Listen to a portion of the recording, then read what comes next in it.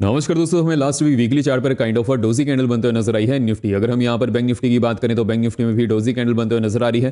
तो अब next week के लिए जो हमारे पास यहाँ पर 5 ट्रेडिंग सेशन है वहां पर मार्केट कैसा परफॉर्म करने वाली है वो हम इस वीडियो में फाइंड आउट करने वाले हैं। साथ ही साथ जो इंपॉर्टेंट न्यूज़ निकल कर आ रही है, देखिए यहाँ पर 3 इंपॉर्टेंट न्यूज़ हैं। फर्स्ट है यूक्रेन और रशिया के रिलेटेड। सेकंड न्यूज़ है जो इंडिया की जीडीपी आई है जो कम आते हुए नजर आई है वो नेगेटिव न्यूज़ है। देखिए जो यूक्रेन और रशिया की न्यूज़ है वो तो यहाँ पर पॉजिटिव है, लेकिन अगर हम यहाँ पर डोमेस्टिक न्यूज़ की बात करें, जीडीपी की बात करें तो वो मार्केट के लिए नेगेटिव आते हुए नजर आ रही है। और साथ ही साथ यहाँ पर थर्ड न्यूज़ भी है जो कि डोनाल्ड ट्रंप के रिलेटेड है, जो कि इंडिया के रिलेशन में उन्होंने कही है। उसका मार्केट पर हमें कैसे इंपैक्ट पड़ता हुआ नजर आएगा वो भी हम इस वीडियो में फाइंड आउट करने वाले हैं। तो ध्यान से सुनिएगा वीडियो को। अगर आप इस वीडियो को अच्छी तरह से सुन लेते हैं तो आपको फिर यूट्यूब पर मल्टीपल वीडियोस नहीं देखनी पड़ेंगी इन न्यूज़ के रिलेटेड, बिकॉज मैं आपको इनका कंपाइलेशन वे में कि मार्केट पर हमें इन तीनों न्यूज़ का कैसे इंपैक्ट पड़ता नजर आएगा, स्पेशली इंडियन मार्केट, वो मैं आपको यहां पर बताने वाला हूं। तो ध्यान से वीडियो को देखिएगा। सो हम वीडियो को शुरू करते हैं। वीडियो को शुरू करने से पहले आप वीडियो को लाइक भी जरूर करते जाएगा, सो मुझे मोटिवेशन मिलती रहे कि आप वीडियो को पसंद कर रहे हैं। और साथ ही साथ यहाँ पर चैनल को भी सब्सक्राइब कर लें एंड बेल को ऑल पर रखिएगा, सो आप यहाँ पर कोई भी वीडियो को मिस ना कर पाओ। देखिए अगर हम सबसे पहले वीडियो की तरफ बढ़े, सबसे पहले हम देख लेते हैं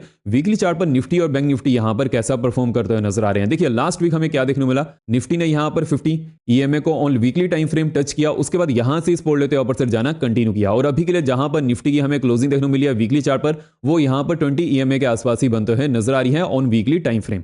लेकिन अगर हम यहां पर बैंक निफ्टी की बात करें तो बैंक निफ्टी ने 20 ईएमए के ऊपर ही क्लोजिंग दी है, लेकिन एक काइंड ऑफ डोजी कैंडल बनते हुए नजर आ रही है। तो अब मार्केट में उसका क्या इंपैक्ट पड़ता हुआ नजर आएगा वो तो चलिए हम आगे वीडियो में डिस्कस करेंगे। लेकिन उससे पहले अगर हम यहां पर डेली चार्ट्स पर बैंक निफ्टी को एनालाइज करें तो बैंक निफ्टी ने जो 200 डेमा था वहीं से सपोर्ट लेते ऊपर से जाना कंटिन्यू किया था। देखिए जब निफ्टी और बैंक निफ्टी 200 डेमा के आसपास थे उस समय मैंने आपको अपडेट कर दिया था, जब भी मार्केट बहुत समय बाद 200 डेमा पे आती है तो वहां पर हमें सपोर्ट देखने को मिलती है, जैसे कि हमें प्रीवियसली भी देखने को मिल चुका है। और वैसे ही यहां पर बनते हुए नजर आया, प्राइस सेक्शन भी वैसे ही यहां पर शो होते हुए नजर आया। आई होप आपने अच्छी तरह से मार्केट को एनालाइज किया होगा। और अभी के लिए अगर हम यहां पर निफ्टी की क्लोजिंग की बात करें तो निफ्टी ने 20 डेमा के ऊपर ही क्लोजिंग दी है, लेकिन अभी के लिए जो 100 डेमा है और जो 50 डेमा है वो भी निफ्टी के बहुत ज्यादा पास आ चुके हैं, जो हमें यहां से रिवर्सल देखने को मिल रहा था। देखिए मैंने आपको यहां पर अपडेट किया था जो 23,300 टू 350 का लेवल है, वहां पर एक अच्छी खासी हमें रेजिस्टेंस जोन देखने को मिलते हुए नजर आएगी और उसी रेंज में हमें यहां पर रेजिस्टेंस जोन बनते हुए नजर आई। देखिए ये चीज मैंने आपको 2 हफ्ते पहले अपडेट की थी और वैसे ही मार्केट यहां पर रेजिस्टेंस लेते हुए नजर आई है।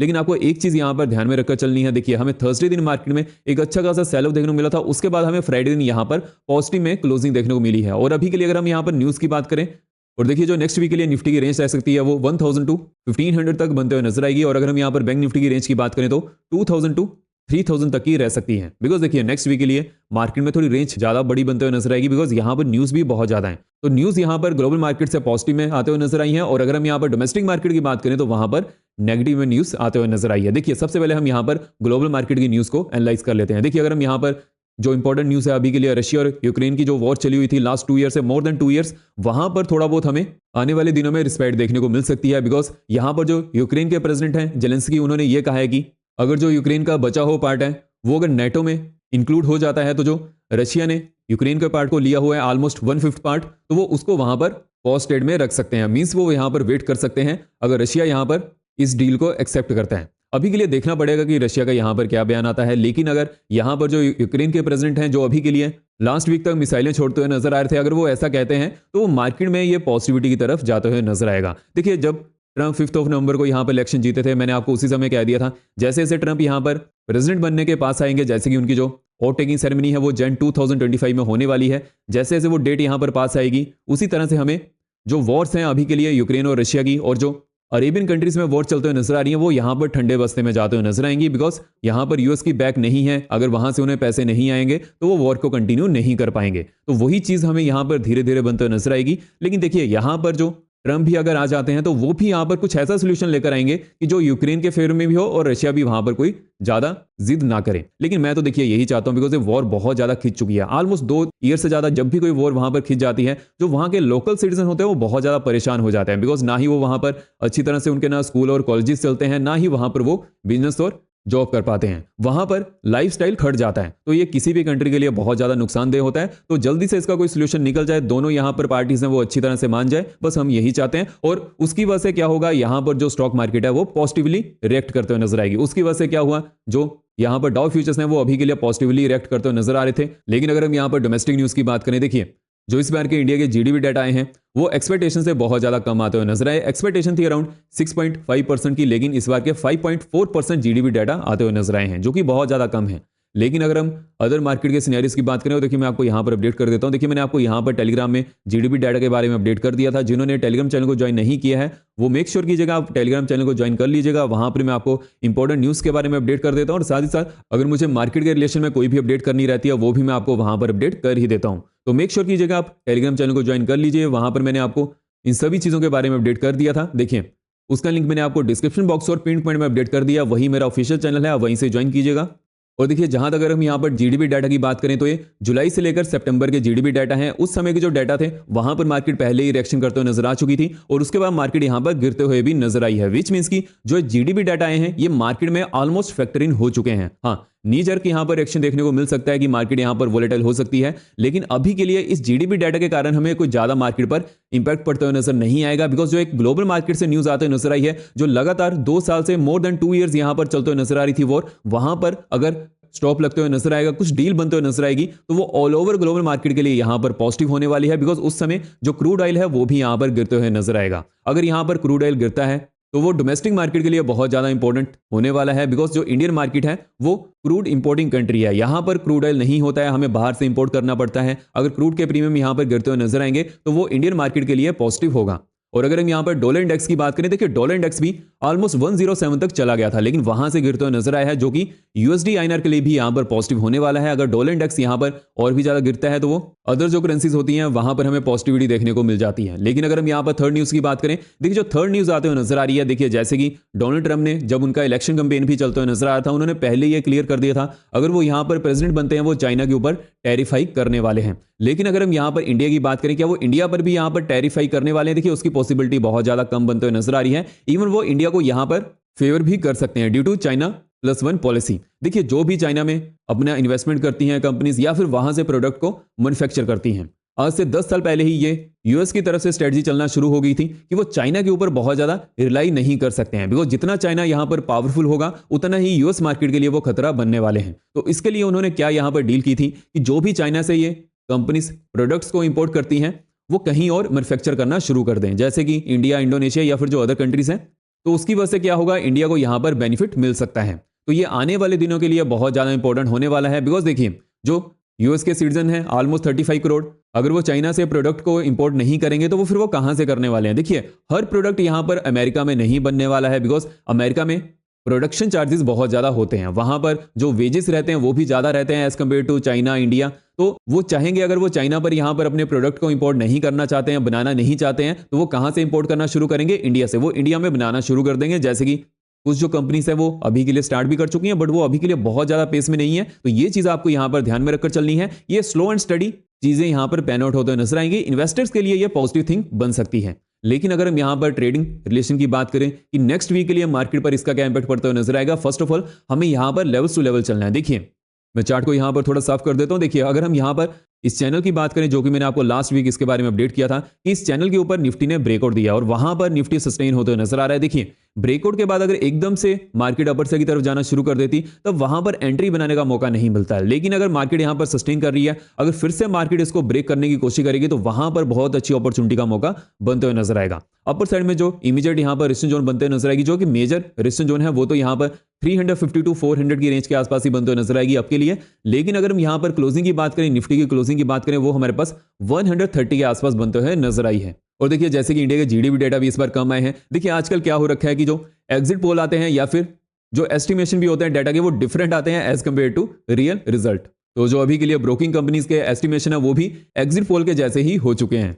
तो उससे क्या होता है ना कि मार्केट में बहुत ज्यादा कंफ्यूजन बढ़ती है। तो अभी के लिए सिर्फ आपको एक चीज का यहां पर ध्यान रखकर चलना है, अगर मार्केट में इसके रिलेशन में एकदम से सेलिंग आनी हो तो वो मंडे के दिन ही हमें देखने को मिलते हुए नजर आएगी। लेकिन जहां तक मेरा मानना है, बिकॉज यहां पर ग्लोबल मार्केट में पॉजिटिविटी है, तो हमें एक चीज यहां पर लेकर चलनी है। अगर 130 के ऊपर मंडे के दिन पॉजिटिव में क्लोजिंग होती है, विच मींस कि यहां पर बियर्स मार्केट को नीचे रखकर ले जाने में समर्थ नहीं है। यहां पर जो बुल्स हैं वो मार्केट को एक्टिवली यहां पर ट्रेड कर रहे हैं because of the global market news. तो जो ग्लोबल मार्केट पर यहां पर बेट करते हुए नजर आएंगे वो मार्केट को अपर साइड की तरफ लेकर जाने में ज्यादा कोशिश करेंगे। तो हमें अपर साइड में कौन सा एक इमीडिएट यहां पर रेजिस्टेंस जोन देखने को मिल सकती है, 24,200 के आसपास बनते हुए नजर आएगी। अगर 200 के ऊपर नेक्स्ट वीक हमें किसी भी दिन डेली चार्ट्स पर क्लोजिंग देखने को मिलती है, अपर साइड में जो नेक्स्ट यहां पर जोन बनने वाली है 350 टू 400 की रहेगी। देखिए जो 350 टू 400 की जोन है वो पोजिशनल बेसिस पर बहुत ज्यादा इंपॉर्टेंस रखने वाली है। अगर 400 के ऊपर हमें डेली चार्ट्स पर क्लोजिंग देखने को मिल जाती है उसके बाद तो यहां पर जो भी मार्केट को शॉर्ट कर रहे थे उनके स्टॉप लॉसेस यहां पर ही हिट होने वाले हैं, जिसकी वजह से अपर साइड में जो नेक्स्ट यहां पर जोन बनने वाली है 700 के आसपास बनते नजर आएगी।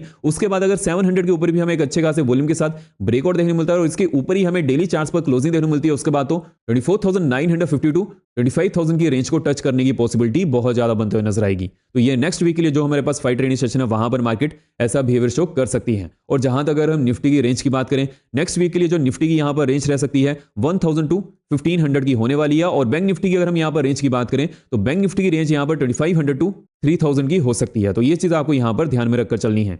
एंड अगर हम यहां पर नेक्स्ट वीक के लिए इमीडिएट सपोर्ट जोन की बात करें, देखिए जो इमीडिएट यहां पर सपोर्ट जोन बनते हुए नजर आएगी 950 के आसपास देखने को मिल सकती है।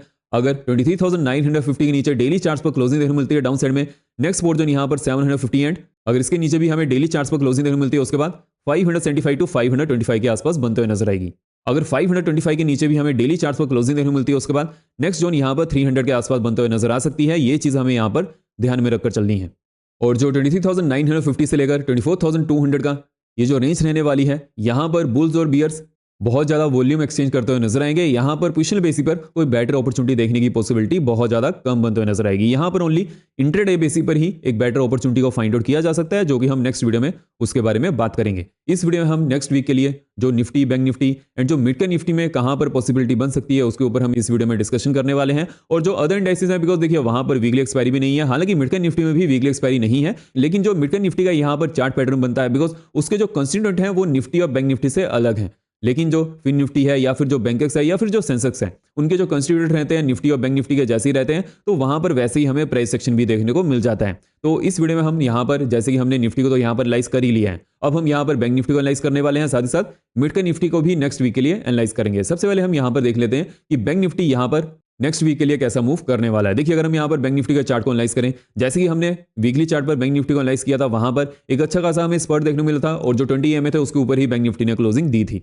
लेकिन अगर हम यहां पर बैंक निफ्टी के ओवरऑल ट्रेंड की बात करें तो अक्टूबर से हमें सिर्फ एक ही ट्रेंड देखने को मिल रहा है। यहां पर बैंक निफ्टी रेजिस्टेंस लेते हुए नजर आ रहा है, जो कि अगर हम यहां पर लेवल्स की बात करें तो ऑलमोस्ट हमें यहां पर 52,500 के आसपास एक बहुत ज्यादा बड़ी रेजिस्टेंस जोन देखने को मिल जा रही है। जब भी बैंक निफ्टी यहां पर आता है रेजिस्टेंस लेते हुए डाउन साइड ही जाना कंटिन्यू कर जाता है, लेकिन अभी के लिए बैंक निफ्टी यहां पर सस्टेन कर रहा है। देखिए पहले तो बैंक निफ्टी में एकदम से हमें सेलिंग प्रेशर बनते हुए नजर आता था, लेकिन अभी के लिए बैंक निफ्टी यहां पर सस्टेन करते हुए नजर आ रहा है। लेकिन जो थर्सडे के दिन हमें एक कैंडल बनते हुए नजर आई है, इसको अपर साइड की तरफ बैंक निफ्टी को ब्रेकआउट करना पड़ेगा, उसके बाद ही बैंक निफ्टी में अपर साइड में फ्रेश यहां पर लॉन्ग साइड में पोजीशन ऐड होते हुए नजर आएंगी। तो वहां पर क्या प्राइस एक्शन बनते हुए नजर आएगा, कौन से हमें यहां पर रेजिस्टेंस जोन देखने को मिल सकती है वो देखिए। सबसे पहले जो यहां पर इंपॉर्टेंट रेजिस्टेंस जोन बनते हुए नजर आएगी 52,300 के आसपास देखने को मिल सकती है। जैसे ही 300 के ऊपर अच्छे खासे वॉल्यूम के साथ डेली चार्ट्स पर हमें क्लोजिंग देखने को मिलती है अपर साइड में, नेक्स्ट रेजिस्टेंस जोन यहां पर 600 के आसपास बनते हुए नजर आएगी। उसके बाद यहां पर जो नेक्स्ट जोन रहने वाली है 53,000 टू 200 के आसपास बनते हुए नजर आएगी। लेकिन जैसे ही 53,200 के ऊपर हमें डेली चार्ट्स पर क्लोजिंग देखने को मिलती है अपर साइड में, नेक्स्ट जोन यहां पर 53,750 के आसपास देखने को मिल सकती है। बिकॉज ये जो रेंज है 53,000 का जो होल नंबर है इसके ऊपर ब्रेकआउट करने पर मार्केट एक अच्छे खासे बुलिश फेस में जा सकती है, लेकिन उसके लिए थोड़ा वेट करना पड़ेगा। देखिए जो बीरिश फेस है वो कहां पर आ सकता है, जैसे कि बैंक निफ्टी ने एक गैप के साथ ही यहां पर ओपनिंग दी थी और यहां पर सस्टेन करते हुए नजर आ रहा है। लेकिन अगर हम यहां पर निफ्टी की बात करें तो निफ्टी ने गैप को फिल कर दिया है। तो यहां पर क्या सिनेरियो है, देखिए जैसे कि मैंने आपको पहले अपडेट किया था, जो फाइनेंशियल सेक्टर है यहां पर फ्रंट सीट पर जाते हुए नजर आएगा और वैसे ही हमें यहां पर देखने को मिल जा रहा है। लेकिन जो बेटर अपॉर्चुनिटी है वो कहां पर बन सकती है, फर्स्ट ऑफ ऑल जैसे कि अपर साइड में कहां पर बुलिशनेस बनते हुए नजर आ सकती है वो तो चलिए हमने यहां पर डिस्कस कर ही लिया। लेकिन अगर हम यहां पर डाउन साइड में बेरिशनेस की बात करें तो 51,700 के नीचे बेरिशनेस बनने की पॉसिबिलिटी बन सकती है। अगर 700 के नीचे डेली चार्ट्स पर हमें क्लोजिंग देखने को मिलती है डाउन साइड में, नेक्स्ट सपोर्ट जोन यहां पर 450 एंड उसके बाद 51,000 टू 50,900 के आसपास जोन बनते हुए नजर आएगी। अगर इसके नीचे भी हमें डेली चार्ट्स पर क्लोजिंग देखने को मिलती है उसके बाद 50,350 के आसपास नेक्स्ट जोन बनने की पॉसिबिलिटी बन सकती है। और जो 51,700 से लेकर 52,300 की रेंज रहेगी वहां पर पोजीशन बेसिस पर बेटर अपॉर्चुनिटी नहीं बनेगी, वहां पर ओनली इंटरडे बेसिस पर ही बेटर अपॉर्चुनिटी बनने के चांसेस बनते हुए नजर आएंगे। बिकॉज देखिए जो इंटरडे की जो ट्रेडिंग रहती है वहां पर टेक्निकल बेसिस पर ज्यादा हमें फोकस करना चाहिए, और जो पोजीशन बेसिस की ट्रेडिंग रहती है वहां पर फंडामेंटल बेसिस के साथ साथ टेक्निकल लेवल्स पर भी फोकस करना चाहिए। तो इसीलिए जो इंटरडे की ट्रेडिंग रहती है वहां पर अपर साइड और डाउन साइड दोनों साइड की अपॉर्चुनिटी मिल जाती है, लेकिन पोजीशन बेसिस के लिए हमें वहां पर वेट एंड वॉच करना पड़ता है डेली चार्ट्स पर। और अगर हम यहां पर नेक्स्ट वीक के लिए मिड कैप निफ्टी की बात करें, देखिए जो मिड कैप निफ्टी में हमें प्राइस सेक्शन बनते हुए नजर आ रहा है ऑलमोस्ट हमें बैंक निफ्टी के जैसा ही प्राइस सेक्शन देखने को मिल जा रहा है। जैसे कि मिड कैप निफ्टी ने यहाँ पर गैप के साथ ही ओपनिंग दी थी, उसके बाद डाउन साइड की तरफ नहीं जाते नजर आए, विच मींस कि यहाँ पर जो मिड कैप स्टॉक्स हैं अच्छी तरह से मार्केट को यहाँ पर होल्ड कर रहे हैं। अपर साइड में जैसे ही इसके ऊपर हमें ब्रेकआउट देखने मिलेगा, डेली चार्ट पर क्लोजिंग देखने मिलेगी, उसके बाद मार्केट में एक अच्छी खासी मूव मिलने के चांसेस भी बनते हुए नजर आएंगे। तो हमें यहाँ पर कौन से इंपॉर्टेंट जोन्स के ऊपर ध्यान देना है, देखिए अपर साइड में 12,700 के आसपास इंपॉर्टेंट रेजिस्टेंस जोन बनते हुए नजर आ रही है। जैसे इसके ऊपर हमें डेली चार्ट्स पर क्लोजिंग देखने मिलती है अपर साइड में, नेक्स्ट जोन यहाँ पर 850 एंड 982 13,025 के आसपास बनते हुए नजर आएगी। अगर हम यहाँ पर डाउन साइड की बात करें तो डाउन साइड में जो बीरिश नेट बन सकती है 12,525 के नीचे ही बनने की पॉसिबिलिटी बनते हुए नजर आएगी। जैसे ही डेली चार्ट्स पर 525 के नीचे हमें क्लोजिंग देखने मिलती है डाउन साइड में, नेक्स्ट जोन यहाँ पर 385 एंड 240 के आसपास देखने को मिल सकती है, और 525 से लेकर 700 की रेंज में पोजिशनल बेसिस पर बेटर अपॉर्चुनिटी मिलने के चांसेस बहुत ज्यादा कम बनते हुए नजर आएंगे। इस रेंज में हमें ओनली इंट्राडे बेसिस पर बेटर अपॉर्चुनिटी मिल सकती है। तो इस वीडियो में हमने नेक्स्ट वीक के लिए निफ्टी, बैंक निफ्टी और मिड कैप निफ्टी को डिस्कस कर लिया है। सो इस वीडियो में इतनी, अगर आपको इन्फॉर्मेटिव लगी हो तो वीडियो को लाइक करें, शेयर करें और चैनल को सब्सक्राइब करें। जय हिंद।